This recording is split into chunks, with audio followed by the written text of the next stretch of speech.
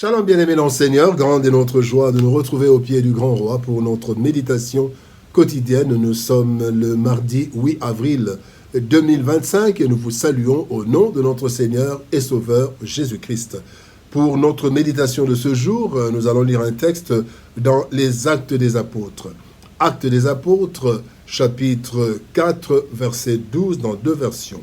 Louis II nous dit « Il n'y a de salut en aucun autre, car il n'y a sous le ciel aucun autre nom qui ait été donné parmi les hommes par lequel nous devions être sauvés. »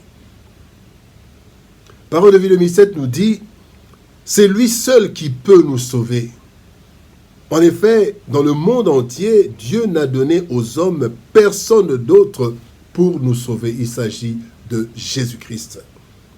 Aucun autre. Aucun autre. Tel est le thème de notre méditation de ce mardi 8 avril 2025. Bien-aimés dans le Seigneur, le salut n'est pas spontané, donc ne se produit pas lui-même sans intervention extérieure. En effet, une personne dans une fosse, par exemple, doit recevoir de l'aide extérieure. Un aveugle ne peut marcher seul, comme le dit le Seigneur Jésus, ni être conduit par un aveugle. Matthieu chapitre 15, verset 14 dit « Si un aveugle conduit un aveugle, ils tomberont tous deux dans une fosse. » Nous avons tous besoin des autres pour un salut quelconque. En ce qui concerne le salut de l'être humain, à savoir l'esprit, l'âme, le corps, le verset du jour nous révèle ou nous rappelle qu'il n'y a aucun autre nom que le Seigneur, celui du Seigneur Jésus-Christ. Aucun autre que Jésus-Christ qui nous a été donné pour notre salut. En effet, lui-même, Jésus déclare dans Jean chapitre 14, verset 6, « Nul ne vient au Père que par moi. » Aucun autre. Voici alors quelques leçons, quelques éléments qui attestent ce que déclare le verset du jour. Premier élément, le seul, Jésus, le seul qui est venu du Père. Dans Jean chapitre 3, verset 13, la Bible dit « Personne n'est monté au ciel si ce n'est celui qui est descendu du ciel, le Fils de l'homme qui est dans le ciel. » Lui seul est venu du Père.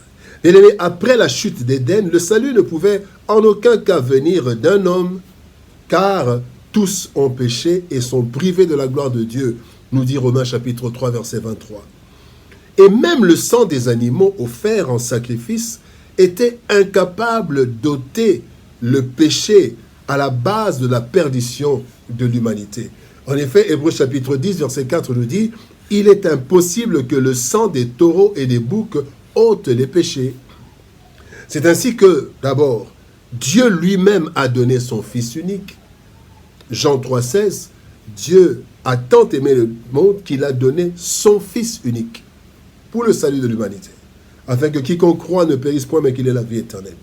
Deuxième élément, c'est que Jésus-Christ s'est dépouillé lui-même, il a pris la condition humaine, parce qu'envoyé par le Père. Philippiens, chapitre 2, verset 7 nous dit « Mais il s'est dépouillé lui-même en prenant une forme de serviteur, en devenant semblable aux hommes et ayant paru comme un simple homme. » Envoyé par le Père, Jésus s'est dépouillé, il a pris la condition humaine, mais aussi Jésus a pris sur lui toutes nos fautes.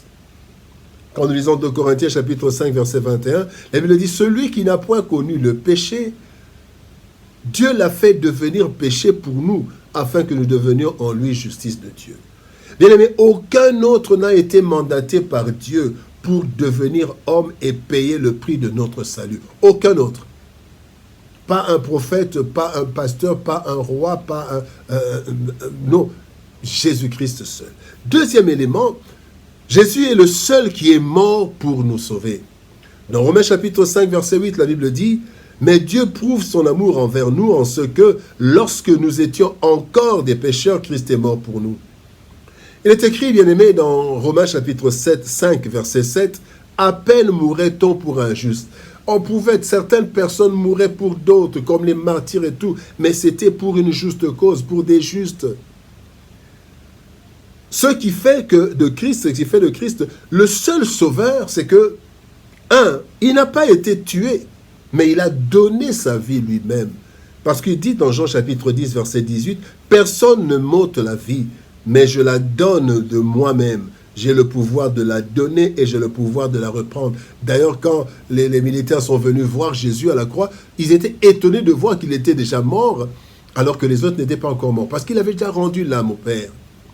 Deuxième chose, c'est que Jésus-Christ est mort par obéissance au Père et par amour. Il est mort pour moi par amour et par obéissance. Philippiens chapitre 2, verset 8 nous dit « Il s'est humilié lui-même, se rendant obéissant jusqu'à la mort, même jusqu'à la mort de la croix. » Et bien aimé, il n'y a aucun autre parce qu'il n'y a que Jésus qui a accepté de mourir d'une mort non seulement douloureuse, mais honteuse. 1 Corinthiens 1, 23, Paul dit « Nous prêchons Christ crucifié. Scandale pour les Juifs et folie pour les païens. » Bien-aimé, une telle mort n'a pas d'égal.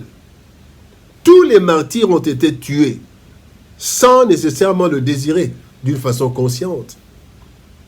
Christ, l'innocent, est le seul qui a vécu sachant qu'il allait mourir par la volonté du Père et par sa volonté pour les humains coupables. Il dit dans Jean chapitre 12, verset 27, « Maintenant mon âme est troublée, et que dirais-je, Père, délivre-moi de cette heure.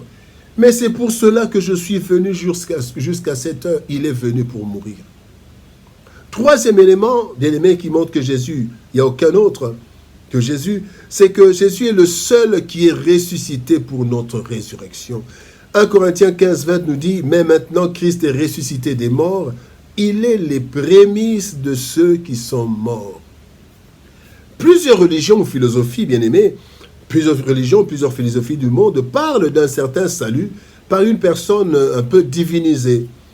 Et même à l'époque, avant Christ, plusieurs mouvements se sont arrêtés à la mort du leader. Quand vous lisez Actes des Apôtres, bien-aimés, dans Actes des Apôtres, quand vous lisez Actes des Apôtres, chapitre 5, versets 36 à 37, on voit qu'il y avait des personnes qui étaient là, qui étaient venues, mais à la mort, tout s'est terminé. En ce qui concerne la foi chrétienne, elle est basée sur la mort du Sauveur innocent pour sauver les pécheurs, mais aussi et surtout sur sa résurrection. Pourquoi? Parce que, si Christ n'était pas ressuscité, notre foi serait vaine et nous serions encore dans nos péchés. 1 Corinthiens chapitre 15, verset 17.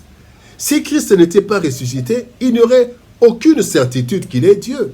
Romains 1, 4 dit « Et Christ a été déclaré Fils de Dieu avec puissance selon l'Esprit de sainteté par sa résurrection d'entre les morts. » Jésus-Christ notre Seigneur.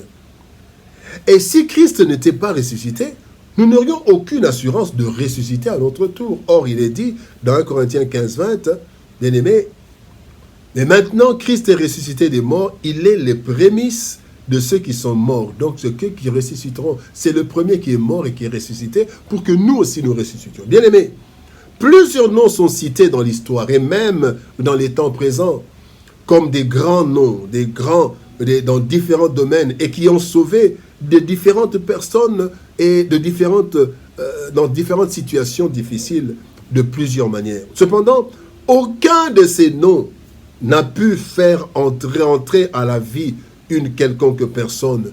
Et plus encore, tous ces grands passent les uns après les autres. Un seul a vaincu la mort et se trouve en mesure de sauver l'esprit, l'âme et le corps, même après la mort physique. C'est Jésus-Christ. Et son nom est le seul qui nous a été donné, qui puisse sauver réellement et totalement tout être humain. Voici, bien-aimé, une vérité incontournable, universelle et perpétuelle. Il n'y a que le nom de Jésus-Christ qui sauve. Prions. Éternel Père de gloire, merci. Merci de nous rappeler. Merci de nous rappeler, de nous enseigner qu'il n'y a qu'un seul nom. Un seul nom qui nous sauve. C'est celui de Jésus, ton Fils, notre Dieu. Lui que tu as envoyé, qui est devenu comme un simple homme. Il a accepté de se dépouiller. Il est mort à notre place. Il s'est chargé de nos péchés. Il est mort. Il a donné sa vie. Personne ne l'a tué. Il a donné sa vie et il est ressuscité le troisième jour. Afin que nous aussi, après notre mort, nous qui croyons en Jésus, nous soyons aussi ressuscités. Seigneur, merci. Merci pour le salut en Jésus.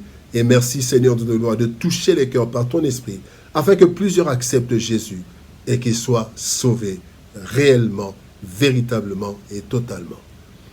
Bénis ta parole et bénis ton peuple au nom de Jésus-Christ. Nous avons ainsi prié, Père. Amen. Bien-aimés dans le Seigneur, que Dieu nous bénisse. Shalom, au revoir. Et par la grâce de Dieu, nous nous retrouvons demain pour une autre méditation au pied du grand roi. Shalom, au revoir et par la grâce de Dieu, à demain.